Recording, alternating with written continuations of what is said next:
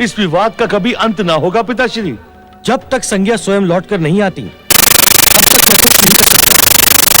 मैं स्वयं पूरी लोक का त्याग करके नहीं किया। तुम दोनों का कल्याण हो।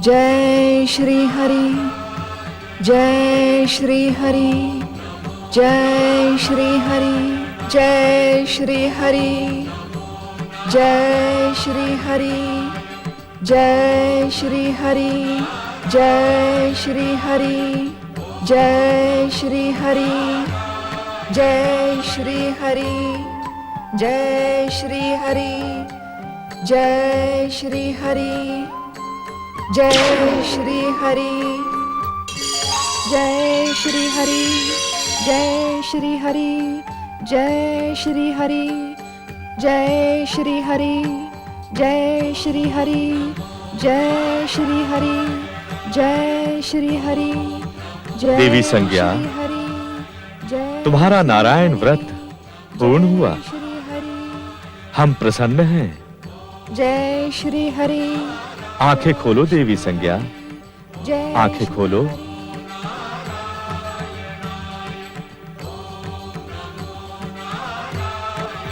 प्रभु, हे जगत पालक, आपको प्रणाम। हे भक्तवत्सल, हे चतुर्भुज भगवान विष्णु, आप परम दयालु हैं। आपके प्रत्यक्ष दर्शन पाकर मेरा जीवन धन्य हुआ। हे जगदीश्वर, अब आप ही मेरी दुविधा और कष्टों का अंत करें। तुम्हारी दुविधा का कारण स्वयं तुम्हारा मन है। अपनी कष्टों का कारण भी तुम ही हो। हम तो तुम्हारे मन का भ्रम जाल तोड़ने तथा तुम्हारी इच्छा पूर्ति के लिए ही यहां प्रकट हुए हैं। तुम अपने पति सूर्यदेव से पुनर्मिलन के इच्छुक हो अथवा नहीं।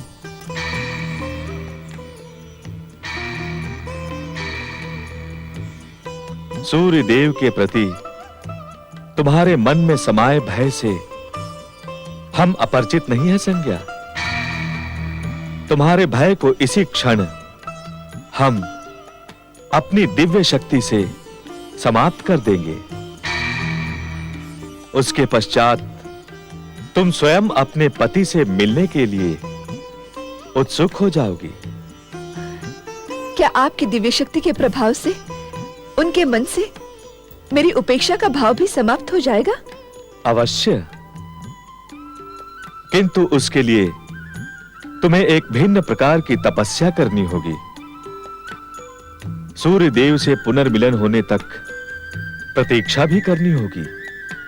आप मेरे कल्याण के लिए जो कुछ भी उचित समझे वही करे प्रभु।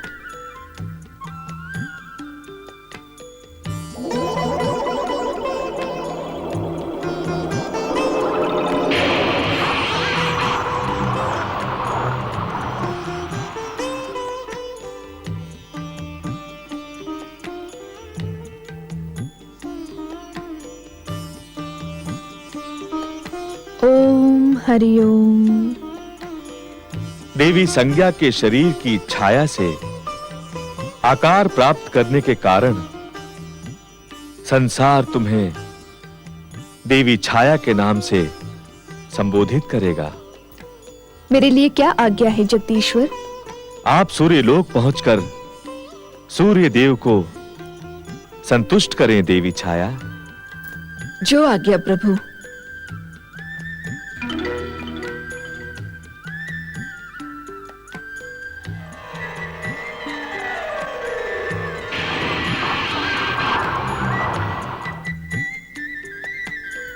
भगवान श्री विष्णु, ये कैसा विचित्र रूप प्रदान कर दिया आपने मुझे। क्या ये मेरे पापों का दंड है? क्या अब मुझे जीवन पर्यंत इसी अश्विनी के स्वरूप में रहना पड़ेगा? क्या मेरे नारायण व्रत का यही फल मिलना था मुझे? अपने ही भ्रम जाल में उलझकर तुमने अहंकार अवश्य किया था, किंतु कोई पाप नहीं किया। तुम्हारा ये स्वरूप तुम्हारे और सूर्य देव के पुनर्मिलन के लिए हमारी लीला मात्र है। किंतु कब तक प्रभु? तुम्हारी प्रतिरूप छाया के लौटने पर तुम अपना पूर्व व्रत रूप पुनः धारण करोगी, और तब सूर्य देव भी तुम्हें सहर्ष स्वीकार करेंगे। तुम्हारा हृदय भी उनके प्रति पूर्ण समर्पित होगा। जो आज्ञा प्रभु। किंतु जब तक वो अवसर ना आए, तुम निरंतर ओम आदित्याय नमः मंत्र का जाप करती रहो। तुम्हारा कल्याण हो।